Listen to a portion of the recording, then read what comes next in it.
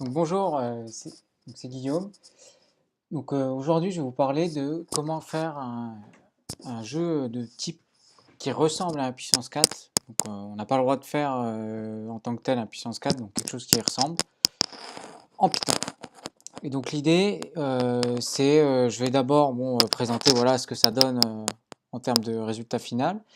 Puis après, je décrirai différentes étapes clés de comment on va modéliser les éléments qu'on voit et comment on les code en fait. Et quelle librairie utiliser pour arriver à ça. En l'occurrence, j'ai choisi d'utiliser la librairie PyDy. Donc la première étape, c'est de commencer à lancer le programme pour voir est-ce que ça donne en fait. Donc là, j'utilise quelque chose qu'on appelle les virtual env. Et les virtual env en Python, c'est un moyen de ne pas avoir trop de problèmes avec les dépendances, tout ça. On va dire que c'est un espèce de conteneur. Je simplifie quand j'utilise des nominations. Donc je vais lancer ce qu'on appelle le main.py, en gros le point d'entrée de mon programme. Et donc je vais avoir mon petit jeu qui ressemble à un puissance 4. Là en l'occurrence on joue sur l'ordinateur, on peut être deux et en gros à chaque fois on se passe la souris. Et donc là imaginons on a les jaunes et les rouges, et le but dans un puissance 4 c'est d'avoir soit 4 pions de même couleur qui suivent verticalement, horizontalement ou en diagonale. Et donc l'idée c'est de coder tout ça pour y arriver. Donc pour l'instant on a une interface très simple, on a une image, des jetons de couleurs. Et là, quand on va arriver par exemple à la fin, le jeu se ferme, tout simplement. Et là, on a une petite trace de debugging pour voir l'état du plateau, etc. Donc concrètement, là, ce qu'on a fait, c'est quelque chose de très simple. C'est juste, on a simulé un plateau de jeu, des pions, puis on peut cliquer pour ajouter des pions, comme on fait dans le jeu du puissance 4, on peut ajouter les pions par colonne. Donc voilà, c'est quelque chose de très simple. Donc, ce que je vais faire, j'ai fait un fichier qu'on appelle un readme. Donc un readme, c'est par définition quelque chose qu'on doit lire. Donc déjà, qu'est-ce qu'on dit dans ce fichier readme? On dit, déjà, il faut avoir Python d'installer. Donc moi, en l'occurrence, je travaille avec la version 3.6.4 de Python. Donc, en tout cas, moi, avec la version 3.6.4, ça fonctionne. Des fois, il faut savoir qu'il peut y avoir des petites variations suivant les versions, on peut avoir des problèmes, etc. Donc, je vous conseille déjà de bosser avec du Python 3. Après, si vous avez des problèmes avec mon code, faut bosser avec la même version. Voilà, avec les mêmes versions des dépendances de Python, etc. Je conseille d'utiliser un VN, parce que généralement, on a moins de soucis. Le VN, ça permet d'éviter les soucis. Donc ensuite, voilà, j'ai fait un petit fichier qui permet d'installer les dépendances. Donc il suffit de faire la commande et ça installe les dépendances. Moi, j'ai pas besoin, j'ai déjà fait. Et enfin, ce que je viens de faire, c'est on doit lancer le programme. Et donc, qu'est-ce qui se passe quand on lui demande d'exécuter ça? C'est tout simplement, on lui dit c'est notre point d'entrée, voilà, et tu vas exécuter la fonction principale en fait. Et tu vas nous faire un jeu et tu démarres le jeu. Voilà. Là, en l'occurrence, c'est ce que je lui dis. Donc, comment ça se passe? Voilà, qu'est-ce qu'on veut faire? Si on veut faire un puissance 4. Et j'ai défini différentes étapes pour arriver à le faire, donc rétrospectivement. Là, je ne vais pas coder étape par étape, je vais commenter un code existant. Donc voilà que j'ai fait récemment. Donc, alors, pour les étapes. Donc, la première étape, c'est d'être capable de se dire déjà qu'est-ce qu'on veut faire. Bon, ok, on veut faire quelque chose qui ressemble aux puissance 4. Et donc l'idée, c'est faut se souvenir des règles élémentaires qu'on veut implémenter. Donc on veut être capable donc déjà de comprendre les règles et je dirais il y a plusieurs cas dans ces règles. Déjà comment le jeu il marche. On peut mettre en gros un jeton par colonne à chaque fois. Voilà. Et les jetons s'empilent pour chaque colonne. L'idée, c'est qu'on a 42 jetons. Et sachant que les jetons sont soit de couleur jaune, soit de couleur rouge. Donc là, en l'occurrence, c'est qu'est-ce qui se passe quand on veut gagner le jeu.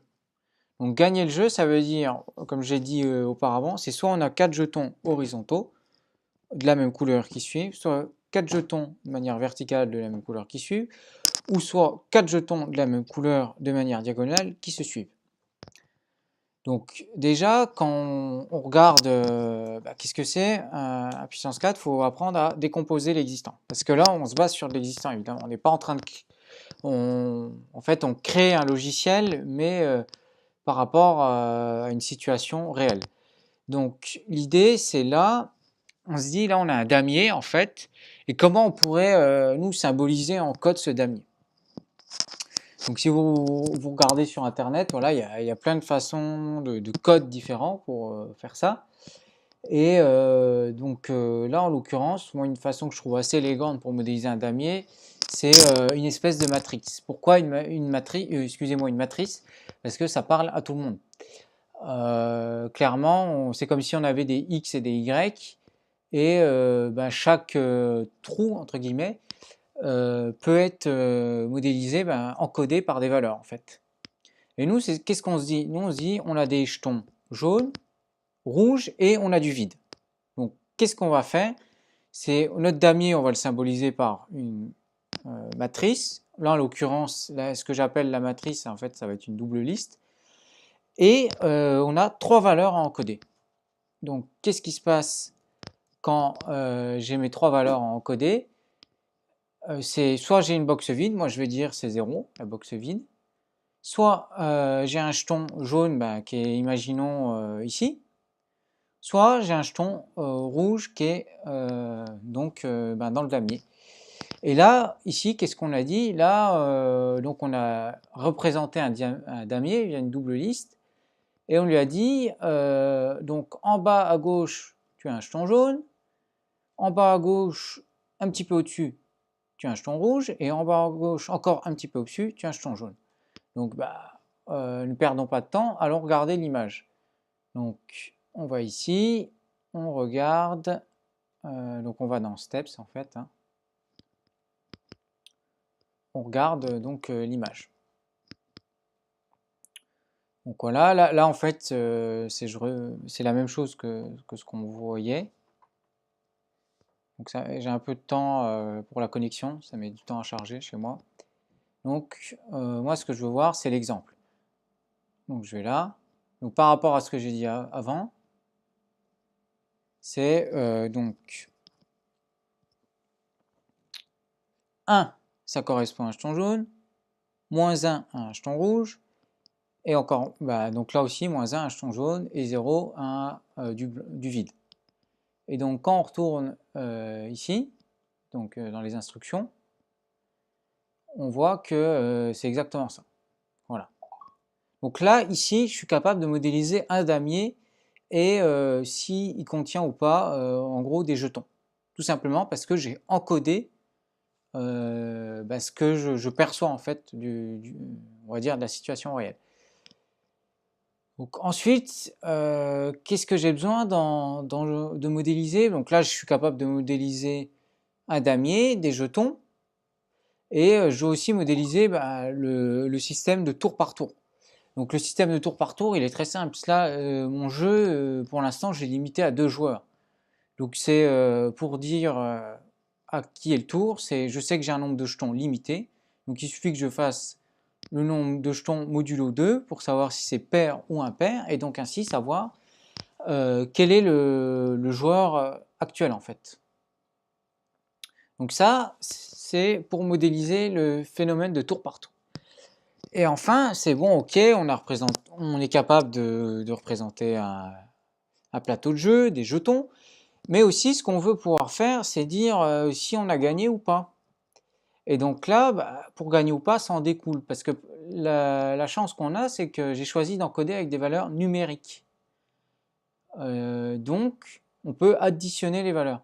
Donc imaginons, si je veux gagner, ça voudra dire que j'aurai par exemple 1 en bas à gauche, encore un au-dessus, encore un au-dessus, encore un au-dessus, si je suis jaune. Et donc ça voudra dire que si je somme la colonne, j'aurai 4 et j'aurai gagné. Et donc en pratique, ça donne quoi?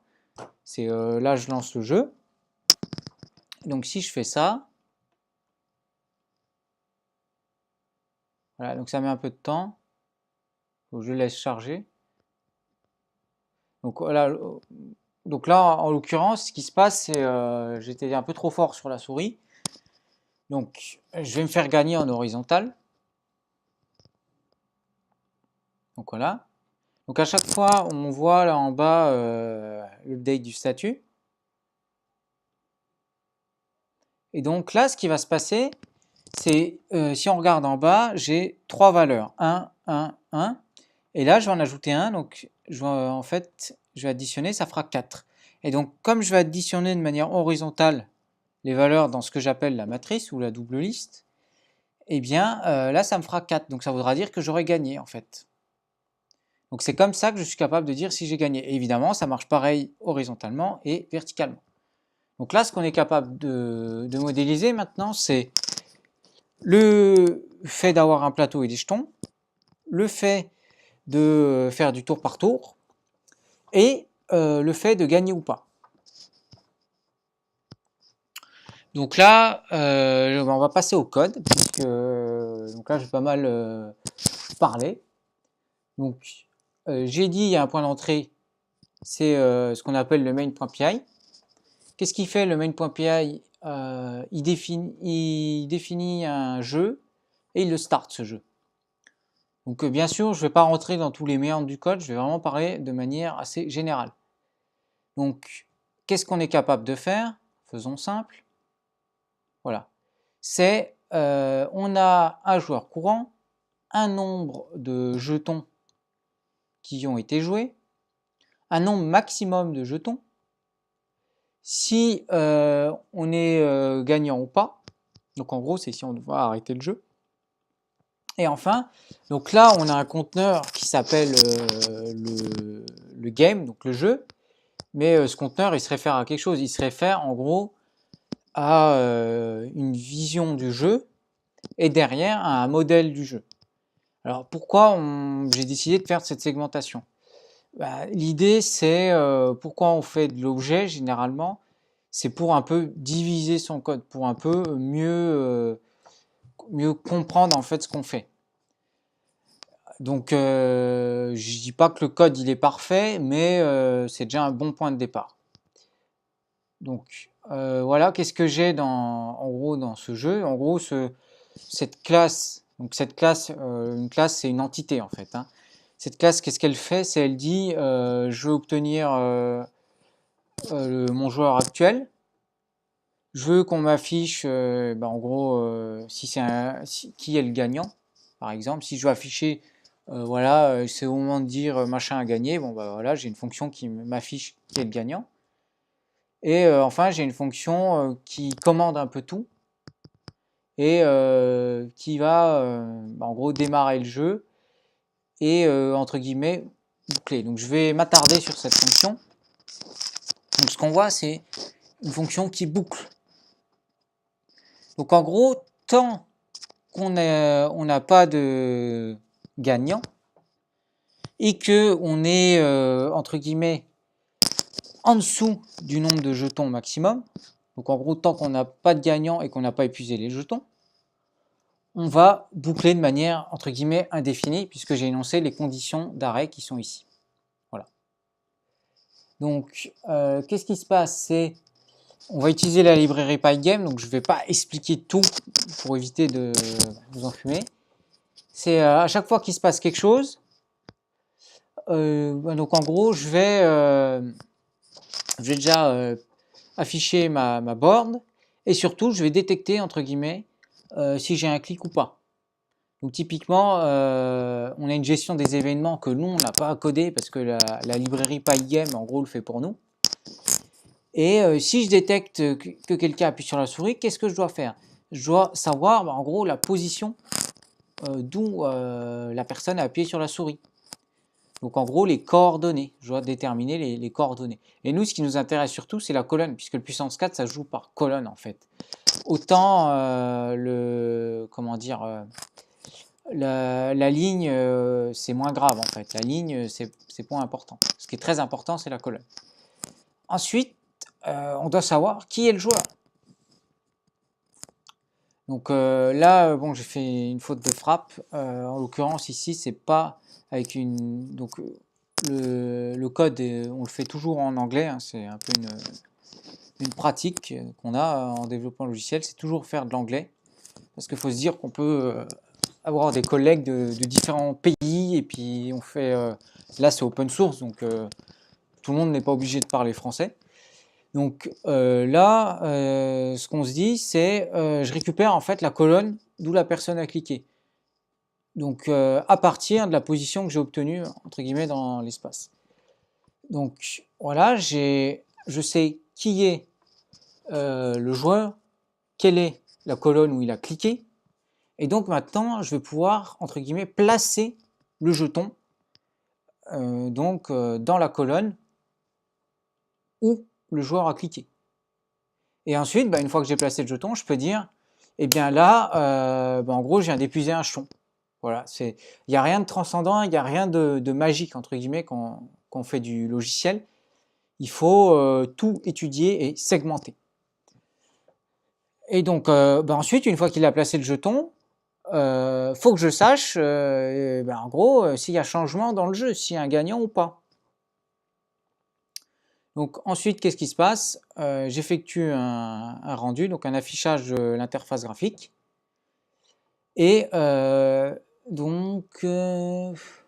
potentiellement aussi, ce qui peut se passer, c'est à tout moment, on peut vouloir quitter le jeu. Et donc, voilà, là, cette ligne de code, elle est faite pour prévoir ce moment-là. Si par exemple, on quitte le jeu, typiquement en fermant avec la petite croix. Donc voilà, là, ce qu'on fait dans cette classe jeu, dans cette entité, c'est on contrôle le jeu, mais on contrôle juste entre guillemets les grandes lignes. On contrôle pas la représentation du jeu et on contrôle pas la vision qu'on a du jeu. Donc c'est totalement volontaire. Donc là, pour que ça soit un peu plus clair, je vais un peu dire comment ça se passe. On a notre fonction, donc notre point d'entrée. Elle utilise un jeu, et le jeu utilise une vue du jeu, et la vue du jeu, en fait, se base sur le modèle qu'on a expliqué juste avant.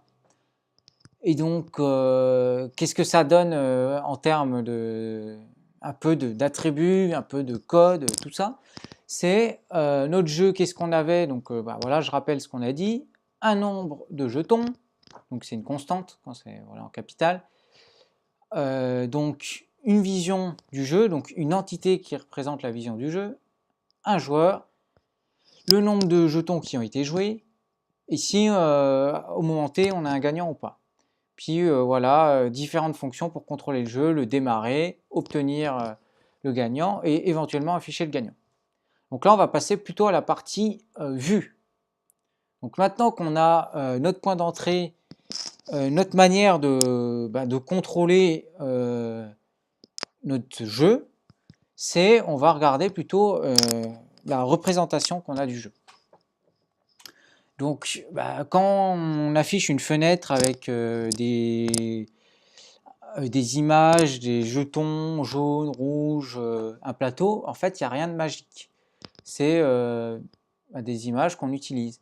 Donc là en PNG, c'est pour le principal intérêt, c'est quand c'est transparent. Donc voilà, là on a notre jeton jaune, notre jeton rouge. Donc, on peut le voir, j'ai oublié de renommer les fichiers. Et là on a notre plateau.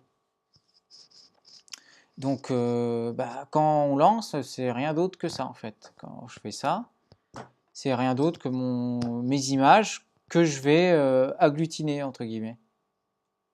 Donc voilà, il n'y a rien de transcendant. Et par rapport à ce qu'on disait au niveau de quitter, voilà, quand je ferme la petite croix, ce qu'on a vu avant dans la boucle, c'était prévu. Donc, qu'est-ce que c'est ce que j'appelle une game view. Donc en gros, voilà, plutôt ce qui touche à toute l'interface graphique. Une game view, c'est quoi? C'est déjà, on va lui dire où est-ce qu'on va chercher les images. Donc là, il y a tout un tas d'étapes techniques Donc ça aurait pu donner lieu carrément à une fonction séparée. Bon, je l'ai mis ici, mais en l'occurrence, on aurait carrément pu faire une fonction séparée. Donc on va utiliser la librairie Pygame. Donc il y a tout un tas du travail qu'on n'a pas à faire. Donc c'est là, par exemple, je vais charger une image, donc l'image du plateau. J'ai besoin en fait d'avoir des dimensions parce que je suis pas en mesure de. Il n'y a pas de chose magique. J'ai besoin d'avoir la taille de l'image pour définir en gros combien de pixels vont être occupés pour chaque colonne, etc., etc. Donc j'ai besoin de tout savoir en fait sur les éléments que je manipule. Donc ensuite, qu'est-ce que je dois savoir Je dois avoir la taille de l'image, donc finalement largeur, longueur. Je dois afficher une fenêtre, donc de préférence de la taille du plateau pour pas que ça soit disgracieux. Ensuite, qu'est-ce qui se passe? C'est je vais charger les images du jeton jaune, du jeton rouge. Alors bon, voilà, je ne vais pas trop rentrer dans tous les détails, mais là en l'occurrence, j'utilise une fonction pour construire le chemin du fichier. Donc pourquoi je ne mets pas par exemple le chemin du fichier avec, je sais pas, imaginons si on est sur Windows, en t/, ou // si on est sur Linux. Ben, tout simplement parce que j'utilise cette fonction pour que ça soit cross-platform, pour qu'on puisse exécuter mon code sur toutes les plateformes et que ça ne plante pas. Je vais voilà, éventuellement utiliser aussi une fonte et ça c'est pour la partie vraiment initialisation. Je construis à partir de la librairie Pygame mon environnement. Donc je charge des images, je définis des tailles, etc., etc. Ensuite, il y a un point qui est important, c'est bon, ok, j'ai une interface graphique, j'ai des images qui représentent ce que je veux voir, mais je ne sais toujours pas ce qu'est une colonne. Donc là, j'ai une fonction qui me permet de dire, si par exemple j'ai ma souris qui a la position X entre 0, je dis une bêtise, 500, et ben, je vais faire une division pour savoir où je suis en fait dans le plateau, donc dans le modèle du plateau, tout simplement, où je dois aller placer mon pion. Donc il n'y a rien de magique en fait. Donc ça, cette fonction-là, détermine et colonne, ça sert à mapper entre guillemets la vue au modèle derrière. Quel est vraiment le réel X que je vais avoir par rapport au plateau que j'ai encodé dans ma double matrice en fait. Quelle est ma réelle colonne? Pas juste un clic. J'ai une fonction entre guillemets de mapping. Donc ensuite j'ai une fonction de rendu. Bon voilà, j'ai commenté le code. On nettoie l'écran. On remet l'image. Donc ça c'est en l'occurrence pour faire du printing que je fais ça. Pour afficher ici. Dans mes souvenirs j'ai fait ça comme ça. Et enfin, qu'est-ce que je vais faire pour rendre, entre guillemets, la vision du modèle que j'ai? C'est je vais tout simplement parcourir la représentation de mon board pour pouvoir l'afficher. Donc là, en l'occurrence, c'est je vais regarder la largeur et la longueur de mon plateau de jeu. Donc physique. Et je vais parcourir pour l'affichage. Donc peut-être qu'il y a des gens qui se posent des questions, pourquoi on inverse, etc. Donc je préfère pas trop rentrer dans les détails, mais il y a des raisons techniques pourquoi je fais ça. Donc c'est je parcours entre guillemets ma borne, et à chaque fois que finalement je vais tomber sur si c'est un pion jaune ou un pion rouge, eh bien je vais entre guillemets afficher. Donc voilà, j'ai tout un tas de calculs avec les pixels, donc ces nombres-là, ils veulent dire ça. Donc je vais afficher l'image du jeton rouge ou jaune. Donc quand je disais tout à l'heure que tout n'était pas parfait, typiquement là ce que vous voyez ici, c'est ce qu'on appelle des nombres magiques. On ne sait pas ce que ça veut dire. Donc c'est pour ça par exemple qu'il faut définir des constantes. Et c'est ce que j'ai fait la plupart du temps. Donc par exemple, si je vais dans Gameboard, voilà, j'ai défini ce que c'était les valeurs encodées. Et donc là, en l'occurrence, ce que je dois faire, c'est donc j'ai refait ce code donc à partir de comment ça s'appelle d'un travail que j'avais effectué pour une élève entre guillemets il y a longtemps, et c'était donc un code plutôt procédural, et je l'ai refait en objet. Et donc d'ailleurs c'est un point intéressant, je pourrais expliquer ce choix, pourquoi on fait plutôt comme ci que comme ça, etc. Donc là je vais aller sur je vais utiliser les constantes que j'ai définies en fait. Et donc là ce que je veux c'est en gros un jeton jaune, la valeur pour un jeton jaune, et là ce que je veux c'est la valeur pour un jeton rouge. C'est plus sexy de savoir qu'on travaille avec la valeur d'un jeton jaune ou la valeur d'un jeton rouge que de savoir qu'on travaille avec 1 ou moins 1. C'est voilà, ça sort de quelque part, on sait ce qu'on manipule. Quand on fait un code, il faut qu'il soit compréhensible par de l'humain. C'est pas je veux dire, on n'est pas une machine. Nous, ce qu'on veut, c'est quelque chose de clair, de structuré. Donc ça, c'est pour la partie vision. Donc qu'est-ce qu'on a vu? C'est très simple. Il y a deux éléments clés. Si on doit faire une fonction de mapping entre je clique, j'ai une position donc entre guillemets sur mon image que je dois convertir dans une position sur ma vraie matrice. Donc imaginons en vrai on a une position de 0 à 500 px, et sur notre matrice on a une position de, je dis une bêtise, de 0 à 10, il faut qu'on fasse une fonction qui dise voilà, de temps en temps c'est là, etc., etc. Et on a une fonction tout simplement d'affichage de notre modèle du jeu, donc de notre matrice. On va parcourir notre matrice et on va l'afficher graphiquement. Donc ça c'est pour la partie vue. Et donc je vais finir par le plus simple, donc ce que j'ai expliqué au départ, c'est donc comment on modélise le plateau de jeu et comment on dit qui a gagné ou pas. Voilà. Donc ce que je fais, c'est voilà, je rétrécis toutes les méthodes que j'ai pour que ça soit plus clair en fait. Hein. Donc déjà, il y a un point élément, je parlais de code compréhensif, etc. Donc des fois, voilà, on fait le choix de définir des constantes. Donc je vais réexpliquer ce que j'ai expliqué auparavant. Donc pour modéliser le plateau de jeu, on a fait le choix d'une double matrice. Une case vide, c'est un 0. Un jeton rouge, c'est un -1. Un jeton jaune, c'est un 1.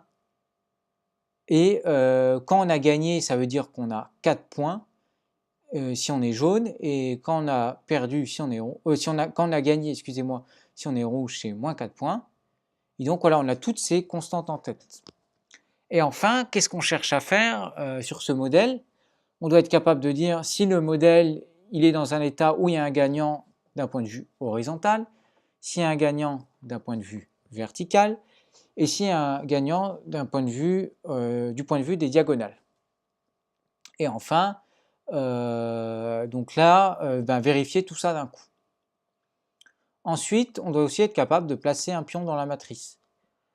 Et aussi de l'afficher, ça peut être sympa pour le debugging, etc.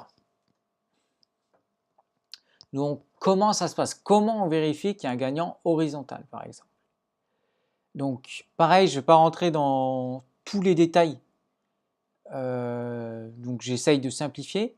L'idée, c'est on va parcourir notre plateau. Et par exemple, si on veut voir si un gagnant horizontal, il faut voir si sur une ligne, quel est le score. Si ça correspond à le score de quelqu'un qui est jaune, donc si on a 4 jetons successifs jaunes, donc de manière horizontale, donc qu'est-ce que ça veut dire? On prend la ligne et la colonne, donc imaginons on est à la ligne 0, alors il faut savoir, oui c'est assez embêtant, donc globalement, oui on commence pas de 1 à n, c'est généralement on commence de 0 à quelque chose. Donc l'idée, c'est, en gros, là je simplifie à fond, on imagine on a la ligne 1, la colonne 1, et bien vu qu'on vérifie par ligne, entre guillemets, c'est on va fixer notre ligne, et à chaque fois on va bouger la colonne, et on va additionner, donc par exemple, on va additionner les 4 valeurs qui suivent, puis après on va décaler. Il faut imaginer, on fait une fenêtre comme ça, on regarde ces 4 valeurs-là, après on regarde ces 4 valeurs-là, après on regarde ces 4 valeurs-là, jusqu'à arriver ici. Et donc cette fonction, qu'est-ce qu'elle fait? Elle fait ça pour tout le jeu. Donc petit à petit, on déplace une fenêtre qui vérifie le score à chaque fois. Donc ça, c'est comme ça qu'on vérifie si on a gagnant ou pas. Donc concrètement, ça donnera, si on a un ici, un ici, un ici et un ici, ça veut dire que le joueur jaune a gagné. Et donc ça, c'est cette fonction-là, c'est ce qu'elle fait. Imaginons pour la ligne 1, la colonne 1, j'additionne ligne 1, colonne 1, donc la valeur qu'il y a ici, j'additionne ligne 1, colonne 2, donc la valeur qu'il y a ici, ligne 1, colonne 3, la valeur qu'il y a ici, ligne 1, colonne 4, la valeur qu'il y a ici. Donc colonne 4, c'est 0 plus 3. Donc voilà, puisque ça fait 0, 1, 2, 3, si je dis pas de bêtises. Ça fait longtemps que j'ai fait ça. Donc voilà. De manière verticale, c'est strictement la même chose, qu'on ne va pas jouer sur la notion de colonne, mais sur la notion de ligne, puisqu'on va plutôt être en hauteur. Donc imaginons, on va dire, on bloque par exemple ici. Donc on dit qu'on est à la ligne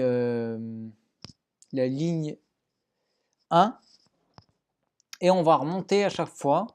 Donc imaginons on va à la ligne donc là en l'occurrence voilà, donc des fois il y a des inversions parce que c'est des choix qui ont été faits auparavant, donc c'est pour ça que je vais remonter comme ça, etc.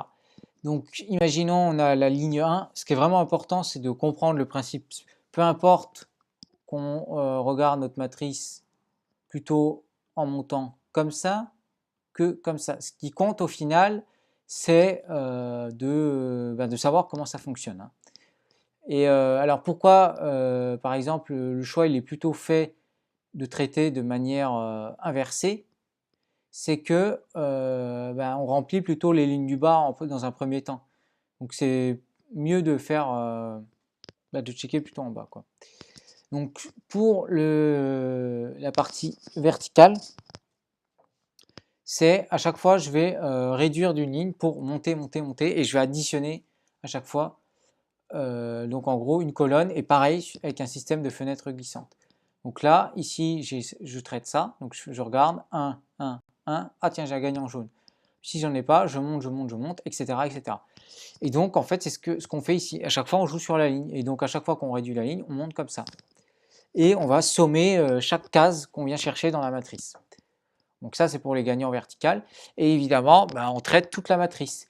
On va faire varier la ligne, puisque ici, voilà, qu'est-ce qu'on fait avec une boucle? C'est on fait varier la ligne.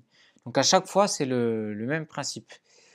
Donc pour les diagonales, c'est un peu plus compliqué, mais l'idée, c'est toujours la même chose. C'est on fait des boucles, en fait, hein, et on parcourt donc de manière diagonale. Et c'est ce qu'on fait avec les valeurs ici.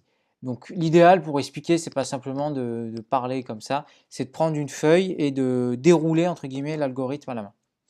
Donc voilà. Ensuite, donc là j'ai expliqué tous les cas pour gagner, à l'exception des diagonales où je ne me suis pas attardé. Donc comment on sait qui est le gagnant? Pour savoir si on a un gagnant, en fait, il faut à chaque fois computer s'il y a un gagnant sur le plan horizontal, sur le plan vertical et sur le plan des diagonales. Donc c'est ce qu'on fait ici. Et en gros, le choix que j'ai fait de manière arbitraire, c'est de dire d'abord on va regarder s'il n'y en a pas un en horizontal. Sinon on va regarder, en gros, si on n'a pas en horizontal, on va regarder en vertical, et en dernier lieu on va regarder les diagonales. Donc pareil, c'est un choix qui se défend ou pas, voilà, c'est arbitraire. Hein, on peut faire choix d'inverser horizontal et vertical, par exemple. Et la dernière fonction clé qui reste, je ne décrirai pas le reste, c'est comment placer un pion. Donc là, en fait, c'est ce que je me dis, je dois placer un pion dans une colonne et pour un joueur donné, soit un jaune, soit un rouge. Et donc, qu'est-ce que je vais faire? C'est, je vais toujours la même chose, c'est je dois parcourir la représentation de mon modèle, donc mon plateau de jeu. Donc je lui dis, tant que je ne suis pas arrivé donc à la fin de mon plateau et que j'ai pas entre guillemets arrêté ma condition d'arrêt,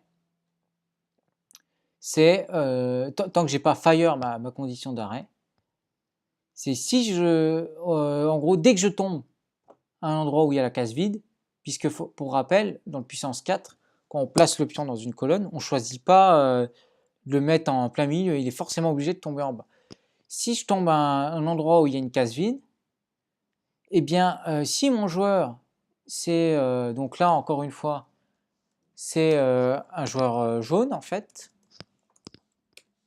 Si mon joueur c'est le joueur jaune, je vais affecter la valeur du joueur jaune à ma matrice en fait. Et je vais dire j'arrête de comment dire ma boucle puisque ça sert à rien, j'ai placé le pion. Donc toujours se dire en informatique on est entre guillemets donc ça n'a pas un sens négatif, paresseux.